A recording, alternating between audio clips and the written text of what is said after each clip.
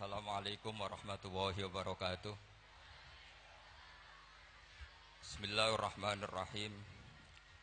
Alhamdulillahirabbil alamin wassalatu wassalamu ala asyrofil mursalin sayyidina Maulana Muhammadin wa ala alihi wa sahbihi asmain, nama ba'du. Yang sangat saya hormati panjenenganipun Kyai Haji Abdul Ubab, nggih, guru kula, nggih, sederek kula. Nggih wonten Kyai Haji Majid Kamil atau Gus Kamil, wonten Kyai Haji Ustukhri, Kyai Haji Ahmadi sedanten pengurus Pondok Al Anwar II, wonten Gus Zaki, Gus Raihan sedanten para guru-guru. Kula diutus kalian guru kula Kyai Haji Abdul Ubab untuk memberi tausiah di acara Maulid ini. Saya mohon adik-adik tenang, hanya 20 menit mawon. Karena saya memang enggak terbiasa pengajian umum. Biasa ngaos teng dampar, tenak ngerpek ora digampil. Begini gitu. Karena Pondok Al Anwar 2 juga tentunya semua 1, 2, 3 sampai 4 juga semua lembaga yang didirikan oleh Syekhuna Kyai Haji Maimun Zubair adalah lembaga yang memang dipersiapkan untuk ilmu, untuk mengawal ilmu. Sebagai wirasah nabawiyah, sebagai warisan Rasulullah Shallallahu Alaihi Wasallam. Maka saya minta anak-anak juga adik-adik baik yang lelaki maupun perempuan, jagalah kepastian ilmu. Saya ulang lagi guys, jagalah kepastian ilmu. Karena lewat kualitas ya, argumentatif itu kita bisa mempertahankan wirasah nabawiyah. Kulo beberapa kali ngisi acara di Jogja, memang saya sampai sekarang ngajar di Jogja. Itu pernah ketemu pakar matematika. Niku hitung-hitungan, niku cepet model nganggo hitungan pondok. Misalnya kalau mereka bilang 2,5%, 2,5% dari 100, atau 1/20 dari 100, atau 1/10 dari 100. Itu kalau di hitungan Arab, karena Arab itu dulu ummatun ummiyah, umat yang ummi, itu Islam datang dengan matematika yang mudah sekali. Kita tahu misalnya dalam bab zakat, misalnya 2,5% dibahasakan rubu'ul usyur, karena bertahap. Ini untuk adik-adik ya kan. Jadi misalnya 100, 1/10-nya berarti berapa? 10. Nah dari 10 itu terus ngambil 1/4-nya, yaitu 2, berapa? 5. Itu lebih cepat timbang sampean poro gapit 100 terus dibagi 2 pinten? 5. Jadi ini kalau nanti jajal, saya pernah di salah satu kantor ketemu pakar matematika. Dia tanya saya, Pak Bahak, kenapa Anda nggarap matematika itu cepat? Saya bilang ini matematika Arab, kata saya. Itu mereka kalah cepat sama saya nggarap karena Arab itu ummatun ummiyah. Sehingga saya pernah diberi waktu khusus untuk ngajar semacam ekstrakurikuler di salah satu kampus, mengajar ulumul Islam. Itu yang diantara yang saya ajarkan itu ngitung cepat, berhitung cepat. Misalnya sampai ngitung 1/10 dari 100 sudah tidak mikir, apalagi 1/20. Tapi kalau Islam misalnya zakatut tijarah, zakatut ziroah itu misalnya, ya sudah, misalnya kalau 1/10 ya disebut usyur, kalau 1/20 disebut nisful usyur. Jadi cara berpikir ya 100 diusurkan itu 10, nanti kalau nisful usyur ya berarti berapa? 5. Mereka bilang 1/10 atau 1/20.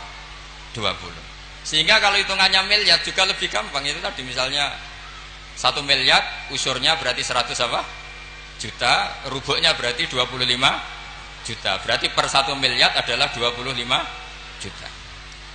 Nah ini penting saya utarakan supaya Anda bangga dengan apa yang Anda pelajari di Pondok Pesantren Sarang. Jadi pastikan semua ilmu itu al-bayinah.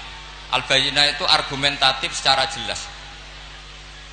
Kita-kita ini yang mengkaji Quran, mengkaji tafsir, itu betapa bangganya kita jadi muslim, jadi mukmin. Saya beri sekian contoh. Misalnya dalam tradisi pesantren Quran itu ada istilah sakta. Dan alhamdulillah tadi saya tahu betul di sini alhamdulillah sekarang ada Gus Rokib, ada istrinya Gus Roji yang mengampu tahfidz. Saya senang sekali karena semua ini keluarga saya, dan saya sama Gus Bab itu buyut saya kandung itu Mbah Maimunah, Mbak Yunya, Mbah Bedowi. Jadi senang sekali kalau di sini juga ada tahfidz, di Pondok Anwar juga ada garwanya Gus Najih, garwanya Gus Kamil. Saya mohon selain diajarkan syarat talaqi atau musyafahah dalam bahasa pesantren, juga diajarkan kepastian hukum pentingnya sakta, supaya orang tidak ragu lagi bahwa kita ini tidak kayak seremonial, memang benar-benar bihujjatin ilmiah, atau kalau istilah para nabi, kul inni ala bayyinatin mir rabbi, benar-benar argumentatif.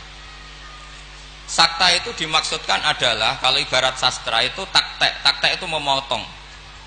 Jadi misalnya begini, yang paling terkenal tentu alhamdulillahilladzi anzala ala abdil kitaba wa lam yaj'al lahu iwaja. Terus disaktah qayyimah. Andai kan tidak ada sakta maka bacanya gini, walam yaj'al lan ora gawe sapa Allah lahu ing Quran, ora digawe iwajan ing bengkok. Qayyiman ya ora digawe jejeg, itu kan jadi kacau. Ya Quran itu ya ndak bengkok ya ndak jejeg. Tapi barokahnya ada sakta, Allah tidak membuat Quran sebagai sesuatu yang bengkok. Sakta berhenti. Berhenti itu menyimpulkan kalau ndak bengkok maknanya jejeg atau lurus. Sehingga memang harus sakta. Begitu juga di surat Yasin. Ketika orang kafir bangkit dari kubur, mereka bilang misalnya wa nufikha fis-sur fa idzahum minal ajdathi ila rabbihim yansilun. Terus qalu ya wailana man ba'atsana mim marqadina. Orang kafir ketika bangkit dari kubur, mereka tanya, "Mam ba'atsana mim marqadina?" Kita yang bangkitkan siapa? Tentu ini adalah qailul mustafhim. Omongannya orang yang tanya. Terus kita sakta, terus kita teruskan hadza ma wa'adar rahman wa sadaqal mursalun. Tentu hadza ini tidak sama pengucapnya atau yang mengatakan itu tidak sama. Yang satu qaulul mustafhim atau qaulus sa'il, yang satu qaulul mujawib. Entah yang jawab langsung Allah entah malaikat. Yang jelas itu beda yang mengatakan atau beda qailnya. Berarti menjadi siapa yang membangkitkan kita sakta, terus dijawab hadza ma wa'adar rahman. Andai kan itu dibaca langsung, maka hadza ma wa'adar rahman bagian dari yang dikatakan al mustafhim, bagian yang dikatakan mam ba'atsana mim marqadina hadza ma wa'adar rahman, itu kacau semua. Sehingga saya mohon sekali semua ilmu yang kita dapatkan itu tolong dipastikan bayinahnya. Begitu seterusnya. Dulu Syekhina Kiai Haji Maimun Zubair itu sering gojlok.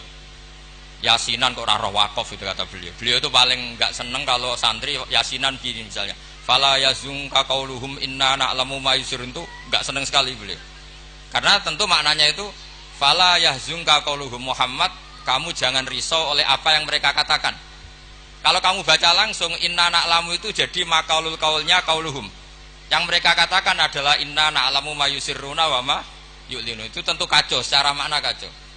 Yang benar adalah fala yahzunka qauluhum, kita wakaf. Kamu jangan gelisah oleh apa yang mereka katakan, yaitu mereka berkomentar bahwa Rasulullah tidak nabi, Rasulullah majnun, Rasulullah sahir. Kenapa kamu gak perlu susah? Karena inna na'lamu ma yusirruna wa ma yu'linun. Jadi inna na'lamu itu tasliyatun minallah. Allah menghibur nabinya, kamu tidak usah susah Muhammad. Terus yang ketiga misalnya menyangkut maulid atau menyangkut musofahah setelah salaman atau wiridan setelah salaman. Itu di kota itu biasa dikritik. Apa dalilnya salaman setelah sholat? Apa dalilnya maulid? Anda sebagai pengikut ahli sunnah yang ala aswaja atau ala Islam Nusantara kalau bahasanya NU. Saya juga sering dibully. Islam Nusantara itu apa Pak Ba? Apa terus menjadi firqah 73 menjadi 74 karena ditambah Islam apa? Nusantara. Begini loh logika Islam Nusantara itu. Di komunitas internasional itu kalau tidak Syiah itu dinamakan Sunni. Seorang lagi ya, di komunitas internasional itu kalau tidak Syiah disebut apa? Sunni. Sehingga misalnya perang Syiah Houthi sama Arab Saudi ya disebut Syiah versus apa? Sunni. Jadi Wahabi itu dalam dunia internasional disebut apa? Sunni, setidaknya dalam bahasa jurnalistik. Tapi kita dengan Sunni Wahabi itu banyak perbedaannya. Misalnya mereka anti wasilah, kita percaya apa? Wasilah. Tapi sama-sama dalam ikramus sahabah, sama-sama menghormati apa? Sahabat. Saya teruskan bayinah tadi. Sehingga orang-orang Islam kota yang sunni aswaja, itu mereka sering tanya, kalau setelah salam orang nyalakan HP boleh enggak? Ya boleh katanya. Orang kalau misalnya mau ke kamar mandi boleh enggak? Boleh. Orang mengambil tasnya boleh enggak? Boleh katanya. Kenapa salaman menjadi enggak boleh? Bedanya apa dengan nyalakan apa? HP. Semenjak itu ya mereka mikir gitu. Ternyata mereka tasdid atau takalluf. Cara beragama itu takalluf, semuanya harus panduan dari Rasulullah SAW. Maka saya minta tradisi keilmuan di Pondok Sarang itu harus terjaga. Apapun pilihan ilmu itu harus ala bayinah, harus benar-benar jelas. Cara wong Jawa jelas welo-welo. Karena itu kecakapan Rasulullah SAW. Dulu saya berkali-kali cerita, dulu orang kafir itu sangat nganggep Rasulullah itu aneh karena mengajak ke satu Tuhan. Saya berkali-kali cerita logika ini. Aja'alal alihata ilaha wahida inna hadza la syai'un ujab. Urusan kita banyak, problem kita banyak, kenapa Tuhannya satu itu tidak cukup Muhammad? Terus mereka sama Nabi didatangin, terus Nabi bikin argumen tandingan. Kalau kamu jadi pembantu lalu majikan kamu banyak, kamu suka enggak? Perintahnya beda-beda, seleranya beda-beda. Wah, ya tidak suka Muhammad, nanti kita repot. Ya sudah, Tuhanmu itu majikan kamu, kalau banyak-banyak kamu yang repot. Ya sudah, mat Tuhan satu aja kata dia. Itu namanya bayinah. Sehingga Allah mengajarkan itu secara jelas. Daraballahu mathalan rajulan fihi syuraka'u mutasyakisuna wa rajulan salamal lirrajul. Hal yastawiyani mathala alhamdulillah. Jadi zaman itu orang kafir pun langsung paham sampai bilang alhamdulillah. Allah membuat satu perbandingan, satu pembantu yang punya majikan banyak dengan satu pembantu yang punya majikan satu. Nasibnya baik mana? Tentu baik yang punya satu majikan. Akhirnya mereka paham, Tuhan kamu adalah majikan kamu, kalau banyak-banyak kamu yang repot. Ya sudah, mat satu saja. Nah ini yang dimaksud lam yakunil ladzina kafaru min ahlil kitabi wal musyrikina munfakkina hatta ta'tiyahumul bayyinah. Ahli kitab apapun ngototnya pada keyahudian atau kenasronian, itu tetap infikak, tetap akan tercerabut ketika ta'tiyahumul bayyinah, ketika datang penjelasan yang jelas, corong Jawa jelas welo-welo. Makanya saya minta anak-anak yang akademik ini harus menerima ilmu secara bayyinah. Saya masih ingat Mbah Mun itu ketika ditanya, "Yai jenengan damel kurikulum, moko bocah rapati iso ngaji Wahab, ngaji Muin." Kata Mbah Mun, "Sing ngaji tenanan ya ben ning Karangmangu. Saiki roh mondok sithik-sithik jamaah mbek ngaji mbek ora ro blas apik endi? Ya apik rondok ngaji lho." Ya wis berarti ya apik kurikulum kata dia. Artinya ya logikanya jelas. Makanya lama dulu itu kalau bikin logika itu sesuatu yang nggak masuk akal saja, kalau lama dulu yang ngendikan itu masuk akal. Dulu Abu Yazid itu punya murid namanya Syakik Al-Balkhi. Dia orang kaya, biasa donatur pondok, biasa mendonasi pondoknya Abu Yazid. Setelah dia perjalanan dagang di satu Sahara gitu, di gurun pasir, ada burung yang patah sayapnya, patah kakinya. Ternyata tetap dapat rezeki, dikasih makan burung yang waras, yang normal. Singkat cerita, si murid tadi datang ke gurunya, "Pak Guru, saya sekarang mau jadi orang zuhud, gak mau jadi orang kaya." Ternyata orang paling lemah pun, makhluk paling lemah pun dapat rezeki. Terus cerita kejadian tadi. Terus sama gurunya ditertawain, "Kamu mau jadi orang zuhud, orang jadi orang fakir, terus dikasih orang, di rumah orang." Iya, ternyata semua makhluk yang lemah pun dapat rezeki. Kata gurunya itu, gojol gurunya itu, "Lima dala tak tabiru anta." Kenapa kamu tidak iktibar dengan bitoir, katanya dengan burung yang waras yang memberi? Pikiran kamu kok aneh ya? Ingin kok yang diberi. Kalau sama-sama cita-cita ya seperti burung yang memberi. Terus Terus beliau gurunya dalil al yadul ulya khairun minal yadis sufla, bahwa tangan yang di atas lebih baik tangan yang di bawah. Akhirnya murid tadi mencium gurunya terus bilang, anta ustadi, kamu benar-benar guru saya. Lah kenapa saya cerita ini? Supaya sanad ini tersambung sampai Rasulullah SAW. Misalnya guru kita Mbah Mun ikut ngurusi negara, sehingga negara ini meskipun enggak negara Islam tapi ukuran negara itu sangat Islam. Logikanya gampang. Kamu ikhlas negara ini diatur oleh orang-orang yang enggak sholat, yang narkoba, yang macam-macam. Apa lebih suka negara ini diatur oleh orang yang sholat, yang meyakini kebenaran Islam? Tentu kita milih yang meyakini kebenaran Islam. Itu bisa didapatkan kalau dipandu ulama apa kalau dilepas ulama? Kalau dipandu ulama. Sehingga dalam kitab Minhajul Abidin diceritakan ada orang sufi yang merasa dunia sudah rusak, kemudian milih uzlah. Ketika uzlah, beliau mengalami satu kasuf ada hadis bilang, taraktum ummata Muhammadin fi aidil mubtadi'ah. Kamu enak-enakan uzlah di sini, tapi membiarkan umat dipimpin orang lain yang menyesatkan. Jadi mungkin kalau kita kumpul orang itu dosa, wong ngrasani, bedelok wong wedok macam-macam. Tapi ketika meninggalkan umat ini berarti kamu biarkan dipimpin orang lain, dan orang lain ini bisa tidak ahli sunnah, bisa orang yang sangat menyesatkan. Berarti uzlah juga punya sisi dosa. Akhirnya ulama ini kembali ke masyarakat dan menunggui masyarakat mengawal mazhab ahli sunnah wal jamaah.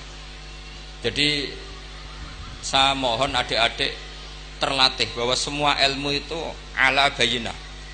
Qul inni ala bayyinatin mir rabbi. Semua nabi itu punya kemampuan menjelaskan. Itu yang disebut lam yakunil ladzina kafaru min ahlil kitab wal musyrikina munfakina hatta ta'tiyahumul bayyinah. Nah, kemampuan menjelaskan ini harus dimiliki anak-anak santri. Anak-anak Anwar 2 yang anak-anak masih belajar itu terutama harus belajar ilmu logika. Termasuk kitab kebanggaan saya itu kitab Syarah Bukhari. Beliau ketika menafsirkan hadis atau mensyarah hadis, salasun mangkunna fihi wajata halawatal iman. 3 hal ini kalau seseorang tahu atau faham maka menemukan halawatal iman, manisnya iman. Beliau mengartikan manis itu artinya enak. Enak itu nyaman. Nyaman itu tidak iskal, tidak galau.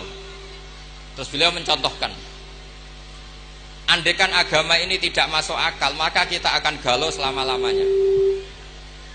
Terus beliau menyontohkan, alam ini kata Allah, saya ulang lagi ya, alam ini kata Allah itu diciptakan oleh zat yang super, yaitu kalau oleh ilmu kalam disebut wajibil wujud. Terus beliau berargumentasi cerita Islamnya Jubair bin Mut'im, berarti Mut'imnya ya, Jubair bin Mut'im bin Adi berarti Mut'imnya. Dulu zaman Nabi itu juga sudah ada orang ateis, orang ateisme. Kalau bahasa Arab dulu itu al-mu'attilah. Kalau bahasa Arab sekarang itu biasanya disebut syuyu'i. Orang-orang ateis itu nggak mau mikir, pokoknya bumi ya ono, langit ya ono, sebabnya apa ya mbah pokoknya ono. Terus sama Islam diterangkan, Dalalah Mut'im ini datang ke Medina sebagai negosiator Asra Badrin, tawanan Badar. Delala Rasulullah pas baca surat Wattur wa kitabim mastur fi raqim mansur. Di antara itu ada ayat am khuliqu min ghairi syai'in am humul khaliqun. Masa alam raya ini langit bumi yang maujudat. Jadi bumi ini berstatus maujudah. Kemudian maujudah ini diciptakan oleh adamiyah. Jadi kalau kamu berfaham ateis, artinya hadhil maujudat khalaqahal adam. Ini semua yang maujud diciptakan oleh sesuatu yang tidak wujud. Kata Ibnu Hajar al-Asqalani, andaikan Islam datang seperti itu, kamu tidak bisa tidur. Akal kamu tersiksa. Karena kamu profesor kayak apa tidak bisa menemukan logika hadhil maujudat khalaqahal adam, bahwa maujud ini diciptakan oleh ketiadaan. Tapi Islam datang tidak seperti itu. Hadhil maujudat khalaqaha wajibul wujud. Ini maujudat diciptakan oleh zat yang wajib wujud, yaitu Allah Subhanahu wa ta'ala. Nah, dengan berpikir seperti itu, ahlul akli nyaman. Nah, nyaman ini kata Ibnu Hajar al-Asqalani menjadi halawatul iman. Jadi Halawatul iman itu dimulai dari bayina, satu kejelasan yang sangat argumentatif yang kita insya Allah lanal tifitu yaminan wala simalan, sudah ada kemana-mana lagi. Nah ini yang dimaksud Allah Subhanahu wa taala yuthabbitu walladzina amanu bil qaulif tsabiti fil hayatid dunya wa fil akhirah. Jadi logika ini mapan sehingga kita misalnya jadi TKI sekalipun di negara Korea, di negara Uni Soviet tetap bawa tauhid. Karena logika tauhid, logika sing sibghatullah wa man ahsanu minallahi sibghah. Logika yang dibangun oleh guru-guru kita. Zaman anak-anak sekolah di musola, zaman TPQ, TPA, semuanya dibangun bahwa di antara sifat Allah pertama adalah sifat wajibil wujud. Dengan sifat wajibil wujud maka logika kita terbangun. Gak mungkin mewujudat ini diciptakan sesuatu yang tidak ada. Pasti namanya yang ada, faktornya ya ada, bukan tidak ada.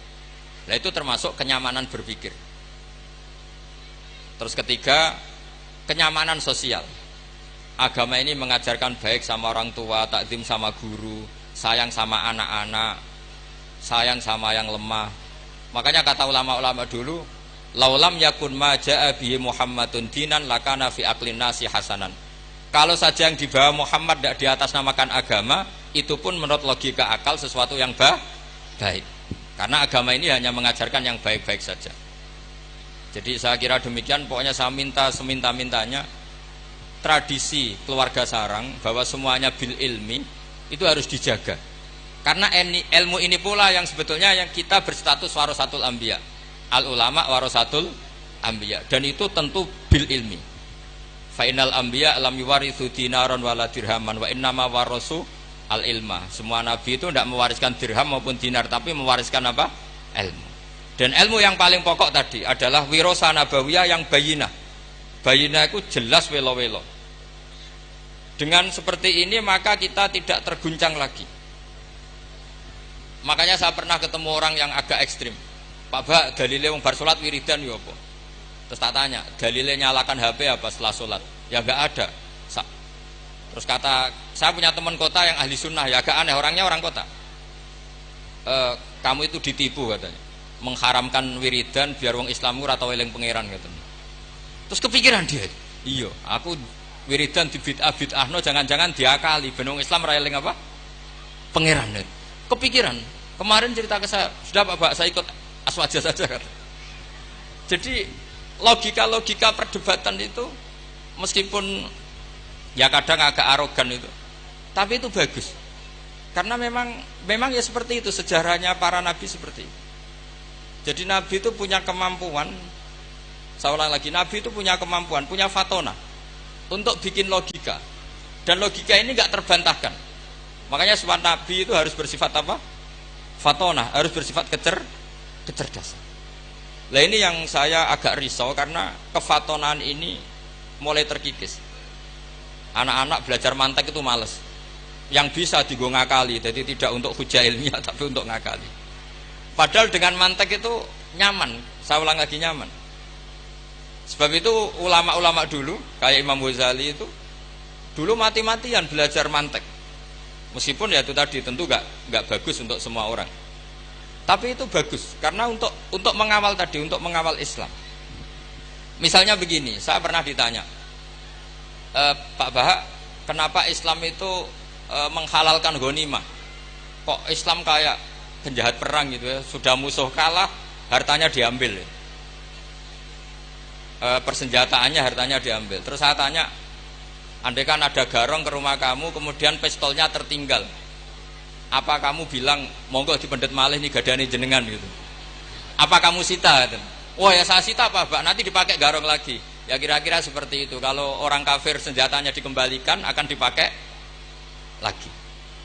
Jadi dulu selalu harus ada analogika, ada analogi. Makanya ketika Allah watil kal amsalu nadribu linnas wa ma yaqiluha ilal alimun. Semua aturan-aturan Islam itu sama Allah di analogi itu dikiaskan supaya orang bisa berpikir. Kayak orang Arab dulu itu nyembah berhala, Lata, Uzza, Hubal itu disembah, padahal dari batu yang dipahat. Dari batu yang dipahat. Terus Nabi memberi contoh itu begini.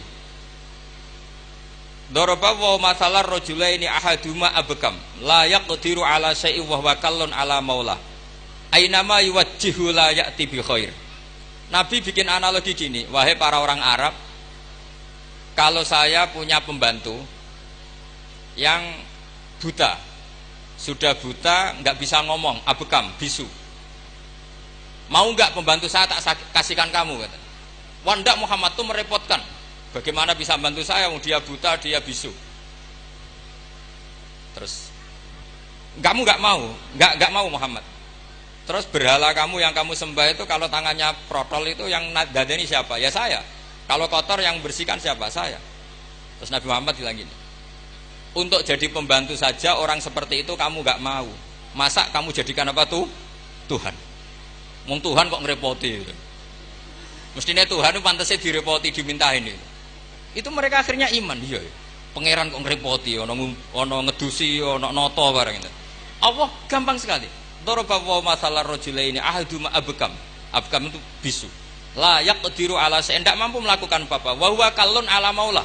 Namanya bisu, tuli, itu hanya merepotkan yang punya. Ainama yuwajjihu la ya'ti bi khair. Diarahkan kemana saja tidak membawa yang positif. Akhirnya mereka iman. Makanya disebut lam yakunil ladzina kafaru min ahlil kitabi wal musyrikina munfakina hatta ta'tiyahumul bayinah, bahwa orang-orang kafir baik berkategori ahli kitab maupun orang musyrik tidak mungkin tercerabut dari akar kemusyrikan atau akar keyahudian, kenasranian hatta ta'tiyahumul bayinah, sehingga datang satu hujjah, satu argumentatif yang bisa mengalahkan pikiran mereka. Siapa itu? Rasulun minallah yatlu suhufam mutahharah. Nah sekarang Rasulullah sudah intaqala ila rafiqil a'la, tapi punya warasa, yaitu para ulama. Dan para ulama, para habaib, para siapa sajalah yang mewarisi ilmunya Rasulullah. Dan saya mohon sekali anak-anak ini harus terbiasa akademik. Ya akademik macam-macam lah. Saya berkali-kali baca hadis sahih. Yang paling saya cintai dari hadis itu apa? Yaitu kalimat-kalimat Rasulullah. Itu memang luar biasa. Misalnya beliau ngendikan orang mukmin itu baik semua. Ajaban li amril mukmin. Terus beliau ngendikan itu ajaban li amril mukmin inna amrahu kullahu khairun in asobathu sarra sakara fakana khairan lah wa in asobathu darra sabara fakana khairan lah. Terus beliau ketika ngendikan kematian, kehidupan itu optimis sekali dan dengan pandangan positif. Kata Rasulullah, anggap saja kalau kamu hidup itu ziyadatan li fi kulli khairin, potensi mendapat kebaikan.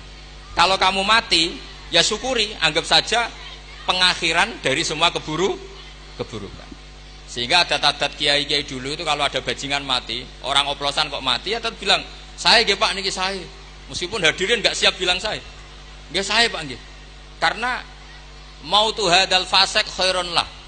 Matinya orang fasik ini bagus supaya nggak mereman lagi, nggak ngemel lagi, nggak jadi problem lagi. Jadi doa hidup dan mati itu seindah itu Rasulullah. Ya Allah, jika saya hidup anggap saja ziyadatan li fi kulli khairin. Terus wal mauta rohatan li min kulli syarrin, kematian adalah akhir dari segala apa? Keburukan. Saya ini termasuk kiai muda yang enggak pati takut mati. Artinya bukan karena saya yakin soleh, enggak. Misalnya kalau ape mati pikiran kula Gusti ini akhir dari segala potensi keburukan saya. Artinya kagum saya bukan masalah takut dan berani, enggak. Keilmian Rasulullah Shallallahu Alaihi Wasallam. Betapa mudahnya Nabi melihat sesuatu itu positif. Hidup dianggap tadi ziyadatan lana fi kulli khairin. Kalau kematian anggap saja rohatan lana min kulli syarri. Jadi mudah sekali Rasulullah. Lah ini menurut saya kefatonahan yang harus diwaris kita semua. Ya ngoten mawon. Assalamualaikum warahmatullahi wabarakatuh.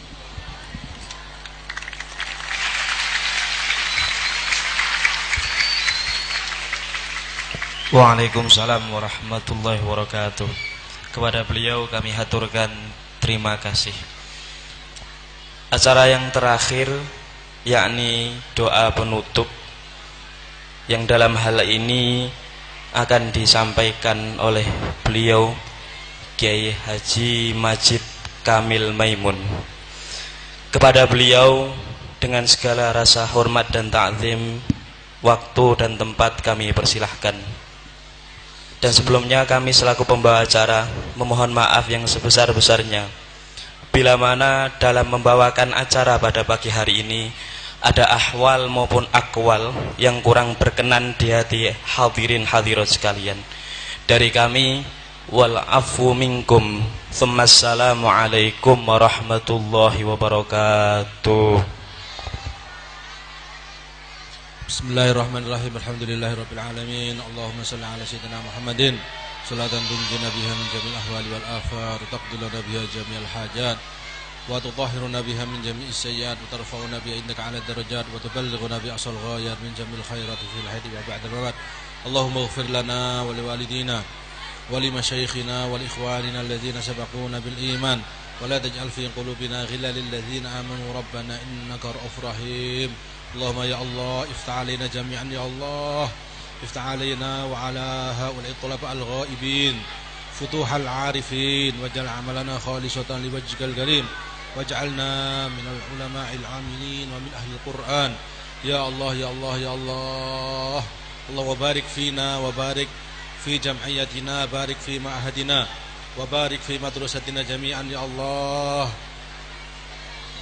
fi talamidihim wa fi ustadihim, wa salimna dunya wa ukhra, wa salimna min fitan ma dhahara minha wa ma batan. Rabbana atina fid dunya hasanah wa fil akhirati hasanah wa qina adzabannar. Sallallahu alaihi sayyidina Muhammadin wa ala alihi wa sahbihi wa sallim. Subhana rabbika rabbil izzati amma yasifun wa salamun alal mursalin walhamdulillahi rabbil alamin. Bi sidi asraril Fatihah.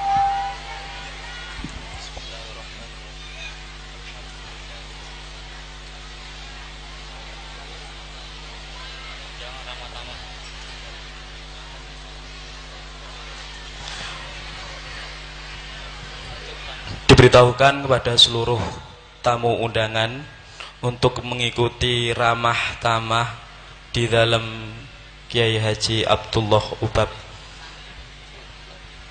dan bagi seluruh santri untuk tetap di posisi masing-masing karena akan ada pembagian konsumsi.